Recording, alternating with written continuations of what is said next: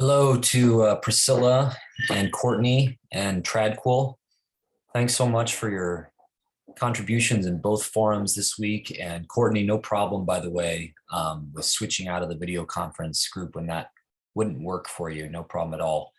I do hope, by the way, that maybe next week's times will work a little better for you. I know you're dealing with a big time change and things like that. Anyway, just a few minutes here to respond to some of the thoughts that you all have raised in these forums. And I think I want to begin by responding to Tradquil, your thoughtful and important reaction to Romans 6, I think the Bryant article, the way that Christian speech has used this bitter term of slavery and in some ways dared to put a positive spin on it in a way that cheapens the pain, the atrocity associated with it in the roots of the United States and still with us in so many ways today. So I appreciate you just calling attention to that. We actually did have a conversation about that as well in the other asynchronous group with a similar kind of concern. And so I just want to add a little bit to what you're saying, because you're certainly right, of course, that there are profound differences between the racialized institution of slavery in the US and some of the other white Christian kingdoms, empires of the modern West on the one hand, and then slavery as an institution in Rome, which was not racialized really in any kind of a similar way, and was primarily the aftermath of Roman warfare, where displaced populations and prisoners of war would be sold as slaves in the Roman urban centers and elsewhere. So important differences. And in any case, I think that something that you are pushing for that's important with what you said about the omnibenevolence of God, about God being the master rather than this being a slavery to a human being, is that it's slavery in a very, I would say, limited sense. You might say that Paul is mobilizing in a subversive way, somewhat like what he has done with boasting when he speaks against boasting from a variety of angles through the end of chapter 4, and then in chapter 5 offers this subversive anti-boasting way of boasting. And here in Romans 6, talking about freedom from slavery to the power of sin, only to turn around and talk about that freedom as itself slavery in a very limited sense, and a subversive sense that in some ways disrupts the meaning of slavery itself. And that's quite different, I think, from a cheap spiritualization of slavery. And even so, I think we want to be cautious about how we use this language, because it will always be a function of our social location. And so for someone like me, from a place of white privilege, to throw around slavery in a positive sense, even in a limited sense, I think is probably not wise as a rule. Paul's speaking from the position of a people occupied by Roman imperial power, someone who has experienced imprisonment, someone who has experienced in his own flesh some of the effects of slavery, even if he hasn't ever been classified apparently as a slave. He's much nearer, socially speaking, to enslavement than someone like me would ever be. And so I think that should condition how we use this language. The limited sense in which Paul is, I think, mobilizing slavery is he is saying that we are to be so committed to justice. God has so worked in our lives in Christ that we are captives, you might say, to justice, captives to God, so that God, as manifest as justice, dominates all of our concerns and priorities, not simply by giving us rules of justice to obey. It goes deeper than that. And that's part of the point. He's saying we're not under law, but we're under grace. This doesn't mean that we set the law aside, but it means that we use the law as people who are already captive to the love that it commands, as opposed to using the law hypocritically to try to enforce what it commands on others, and falling into some of the liabilities that come with the law in life under the power of sin. So that's the limited sense in which he is, I think, deploying slavery to characterize the Christian life. And what goes with that I think is so important, Tradpool, and this is, I guess, also a response to Courtney's reply to you, and this is what we were talking about in the other group this week, is that Paul's not just talking about a kind of psychological change for people or a mystical change in their inner life, or some change in some merely sort of status.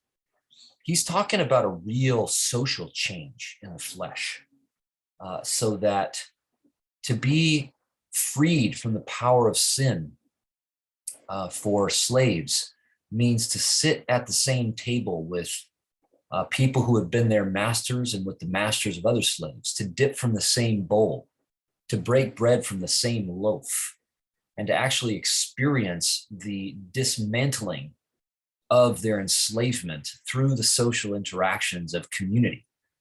Now, obviously, a ritual meal is not the full extent of freedom, but it's an important step of freedom and gesture towards more freedom that is to ramify out into the other relational dynamics and sort of relations of power that affect slaves' lives.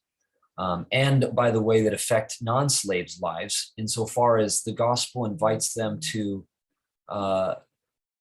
be in solidarity with those who have been enslaved, rather than simply trying to elevate slaves to a freedom that's predicated on the enslavement of others. So that, I think, is significant, and that is going to color what thinking of freedom in terms of being slaves to justice means. It doesn't mean, obviously, having one's will be dominated by another. Even God's being our master is not about overwhelming our will, but it's about addressing our will and working on our will and healing our will, empowering us to desire what God desires. And that's very different from how human enslavement works. And it's also, I think, a way of getting at how the slavery that Paul is using to describe a Christian life of justice is a matter of concrete transformation in their bodily experience and relationships on the ground, as opposed to a kind of ethereal using slavery as a metaphor and freedom even as a metaphor in a way that effectively just reinforces the status quo, the distribution of power that has divided the Greco-Roman world into slaves and free. So I hope that is helpful to what you were helping us, Tradpool, to think about. And thanks for that really, I think, thoughtful video response.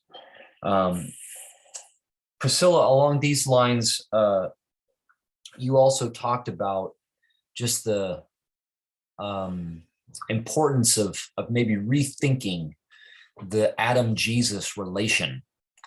I think that's so important, because even if we think about Adam only from this passage, and especially if we just kind of parachute into it, we will think about Adam in overly negative terms and then build this picture of Jesus that is simply a putting away or a correction of the humanity of Adam. And I think that would be a mistake. There are all kinds of ways in Jewish tradition, in other places in Paul's teaching, where Adam's life and legacy are a gift, even as they come with liabilities and difficulties and the spreading power of sin.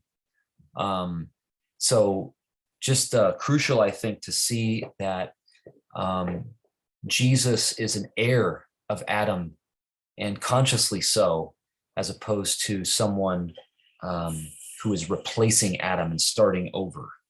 And Courtney, you talked about this, and as I was reading your response, I was thinking about just the context of the work that you described, if I remember right, in the introductions forum many weeks ago now, and how a mentality like what Paul is describing is really crucial, I would guess, to being able to invest in lives that have been so broken, and not thinking that there's some kind of quick and easy fix, some quick, easy, let's start over and everything's going to be great. We're talking about often a really slow, painstaking gathering of the pieces of a broken life, broken lives, of broken communities, and honoring the pain that people bring with them through the kinds of experiences that they have had in the context of your ministry there. And so in the same way that Jesus comes to Adam, his father, with a commitment to sharing in Adam's difficulties, and only in that way redeeming Adam and giving Adam a future that without Jesus he wouldn't have. I think that's the kind of calling that is over us as disciples of Jesus, as part of the baptized, as Paul describes us in chapter 6, where we are looking for ways to draw near to what is broken about others and ourselves and about our world, not trying to escape that in any sort of a clean break, but instead to face it and to work on addressing it together, and to do that in a way that is sharing the burdens of those who are experiencing injustice the most acutely in their lives, rather than trying to help from a safe distance, you might say, which often will not be much help at all, because it will naively think that, it's helping,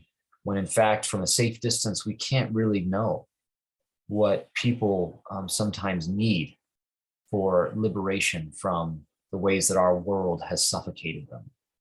So that was just a good word. And then also I like, again, your repetition of a framework from Bryant that's also President Eliot, that on the one hand rightly wants to, I think, clarify and even vindicate the anti-imperial edge of Paul's teaching, but does it in a way that is almost overly generalized. And this goes back a little bit to what I was saying to Tradcool too. But, to think that slaves can be opposing the empire, being weapons of justice, that requires us to say something about the theater where that takes place. It's not going to happen, I don't think, as a rule, just in the random lives of domestic servitude in which slaves find themselves. The key here in Romans is that God, through Jesus, has formed a community of people, communities of people with shared commitments to this gospel about Jesus. And in order to oppose empire by repurposing what it means to be a slave, you need, I think, concrete communal relations where that repurposing is happening. Otherwise, the attempt to simply, address imperial injustice and enslavement from the atomized position of slaves is not going to go very far. And that's really, I think, a reminder to us that living out Paul's teaching is not something that we can do just as random individual people, trying to apply these truths or something in the whatever the random shape that our life happens to take. This letter is written to people who are gathering with one another in Jesus's name, in Jesus's memory, under the standard or the aegis, you might say, of his lordship, and engaged in a whole variety of messy practices, failing and succeeding in their pursuit of justice in those concrete contexts of sharing and community and transformation. And I think if we leave that out of the picture of Paul's teaching for a kind of ideological reshaping of the meaning of enslavement, then I think that the anti-imperial force of it will actually be inadequate, and maybe even tending to reinforce the status quo, because it ends up being very ethereal. There's not a lot of concreteness to it, a lot of bodily transformation, a change in the game and distribution of power. But that's actually what Paul's teaching, and we, I think, are committed to: a change in the distribution of power, a change in concrete relational dynamics, bodily experience of people. I don't think we should settle for anything less than that. And to do that without community, without local community, without local communities who are networking and partnering with each other, is, I think, impossible. So hope that's helpful to you three. Thanks for your really great responses again, and look forward to more conversation next week. And I do hope that maybe some of the video conference times work for you, if that's something that's appealing to you. But if not, no problem. Happy to continue our conversation this way too.